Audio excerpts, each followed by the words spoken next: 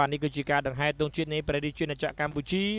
ទង់របស់ Cambodian Premier League រួមជាមួយនឹងការបាក់កែបាល់នៅក្នុងវគ្គទី1ចេញពីជើងរបស់អង្គរ Tiger ឱកាសសម្រុកបើកឆាកគឺភ្នំពេញ Ground ជាអ្នកមានឱកាសសម្រុកមុនប៉ុន្តែការសម្រុកនេះគឺមិនសម្រេចបានជាគ្រាប់បាល់ទេការតែតរបស់ Tiger Mosechon យ៉ាងណាក៏ដោយអង្គរ Tiger ក៏មានឱកាសបាទនៅក្នុងការវាយបកសម្រុកមកវិញផងដែរប៉ុន្តែគូរីតាមិនអាចធ្វើបានសម្រេចរួមជាមួយនឹងការសម្រុកជាបន្តបន្ទាប់របស់ក្រុមទាំងពីរបាទមានទៅមានមកអៀមរតនាទាត់មួយជើងប៉ះជាមួយរបាទីមិនអាចសម្រេចគ្រាប់បាល់បានស្របពេលដែលការតែរបស់រ៉ាអ៊ូលមីហៃហ្វេហឺរួមជាមួយនឹង Tiger Mosechon ក៏មិនអាចសម្រេចបាទការព្យាយាមម្ដងហើយម្ដងទៀតរបស់ភ្នំពេញ Ground នៅក្នុងវគ្គទី1បាទនៅក្នុងការរកគ្រាប់បាល់គឺមិនបានសម្រេចទាល់តែសោះបាទព្យាយាមខ្លាំងមែនទែននៅក្នុងការរកគ្រាប់បាល់នៅក្នុងថ្ងៃនេះសម្រាប់បាទភ្នំពេញ Ground ជាមួយនឹងអង្គរ Tiger បាទខណៈដែលអង្គរ Tiger ក៏ព្យាយាមដែរនៅក្នុងការរកគ្រាប់បាល់ត្រឡប់មកវិញប៉ុន្តែថ្ងៃនេះគឺពួកគេមិនមានសំណាងនៅក្នុងការរកគ្រាប់បាល់បញ្ចូលទីទៅលើទីរបស់ភ្នំពេញ Ground ឡើយបាទការទាត់មួយជើងនេះបាល់ហើរឡើងទៅខាងលើបាទរួមជាមួយនឹងការទាត់របស់ Tiger Mosechon បាទចូលថ្នាក់ដៃរបស់ Tin Razak ក៏មិនបានសម្រេចបាទការក្រោះចូលមកក្នុង Tin Razak បាទក៏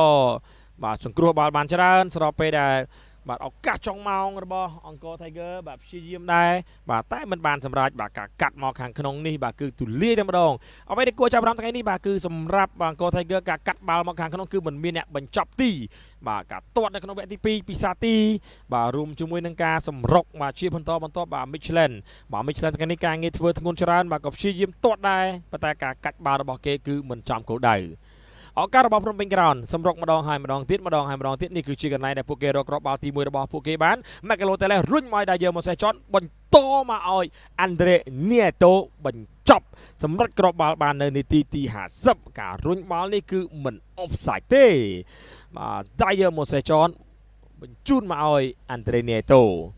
បាទស្របពេលដែលអង្គរ Tiger បាទព្យាយាមបាទមួយសារហើយមួយសារទៀតម្ដងហើយម្ដងទៀតនៅតែមិនបានសម្រេចនៅតែមិនអាចរកគ្រាប់បាល់បានថ្ងៃនេះគឺខកចិត្តនៅក្នុងការធ្វើដំណើរមកកាន់ទឹកដីនៃរាជធានីភ្នំពេញ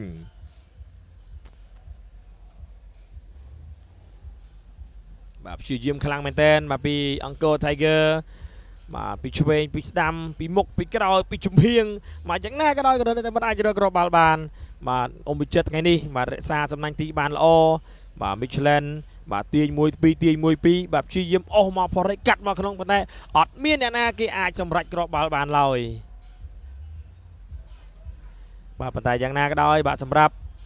បាទភ្នំពេញ Ground ក៏មានឱកាសវាយបកមកវិញបាទជាបណ្ដើ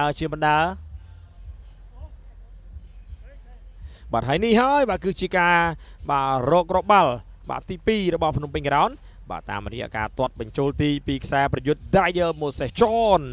បាទការប្រើប្រាស់ដើមទ្រូងបាទទប់បាល់រួមជាមួយនឹងការបែរទាត់នេះគឺជាការបញ្ចប់ទីដ៏មានគុណភាពរបស់ខ្សែប្រយុទ្ធភ្នំពេញ Ground ចង់មកទៅហើយមានឱកាសនៅក្នុងការរកគ្រាប់បាល់តាមពីក្រោយមកវិញពីហាន់ទីប៉ុន្តែមិនបានសម្រេចដោយអ៊ំវិចិត្រជាអ្នកបដិសេធសំណើចប់ការប្រកួតតាមរយៈការផ្លុំកញ្ចែរបស់លោកកញ្ញាក្រាភ្នំពេញ Ground បាននាំមុខទៅលើយកឈ្នះទៅលើអង្គរ Tiger ដោយលទ្ធផល2-0